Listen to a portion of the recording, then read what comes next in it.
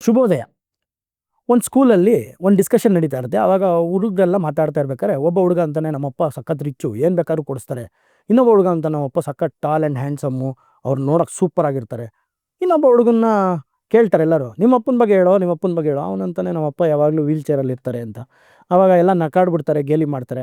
ಆಮೇಲೆ ಮನೆಗೆ ಬರ್ತಾನೆ ಬೇಜಾರಲ್ಲಿ. ಆವಾಗ ಅವ್ರ ಅಪ್ಪ ಕೇಳ್ತಾರೆ, ಯಾಕಪ್ಪ ಬೇಜಾರಲ್ಲಿದೆಯಾ ಅಂದರೆ, ನಿನ್ನಿಂದಾನೆ, ನೀನು ಯಾವಾಗ ನೋಡಿದ್ರು ವೀಲ್ ಚೇರಲ್ಲಿ ಇರ್ತೀಯ, ಅದಕ್ಕೇ ಎಲ್ಲರೂ ಗೇಲಿ ಮಾಡಿದ್ರು ಅಂತ ಅವರಪ್ಪ ಸಮಾಧಾನ ಮಾಡ್ತಾರೆ. ಬಟ್ ಹುಡುಗಂಗೆ ಒಂಥರ ಅಸಹ್ಯ ಸ್ಟಾರ್ಟ್ ಆಗಿಬಿಡುತ್ತೆ ಅವ್ರ ಅಪ್ಪನ ಮೇಲೆ. ಅದಾದಮೇಲೆ ಕಾಲಕ್ರಮೇಣ ಅವ್ನು ಬೆಳಿತಾನೆ, ಬೆಳೆದು ದೊಡ್ಡವನಾಗ್ತಾನೆ, ಸಂಪಾದನೆ ಮಾಡ್ತಾನೆ, ಬೇರೆ ಊರಲ್ಲಿ ಇರ್ತಾನೆ. ಅವ್ರ ಅಮ್ಮ ಫೋನ್ ಮಾಡ್ತಾರೆ, ಅಪ್ಪಂಗೆ ಒಂದು ಸ್ವಲ್ಪ ಹುಷಾರಿಲ್ಲಪ್ಪ, ಬರಬೇಕಾಗಿತ್ತು, ನೀನು ನೋಡ್ಕೋಬೇಕು, ಸ್ವಲ್ಪ ಹಣದ ಅವಶ್ಯಕತೆ ಇದೆ.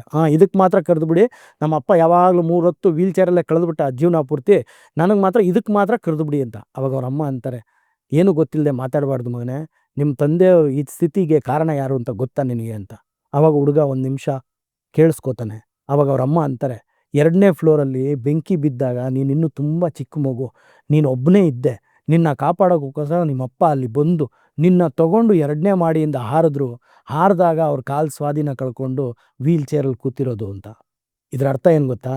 ನಿಮಗೋಸ್ಕರ ಎಷ್ಟೋ ಜನ ಏನೇನೋ ಸ್ಯಾಕ್ರಿಫೈಸ್ ಮಾಡಿರ್ತಾರೆ. ಸತ್ಯ ಗೊತ್ತಿಲ್ಲದೆ ರಿಯಾಕ್ಟ್ ಮಾಡಬೇಡಿ, ಇದುವೇ ನಿತ್ಯ ಸತ್ಯ.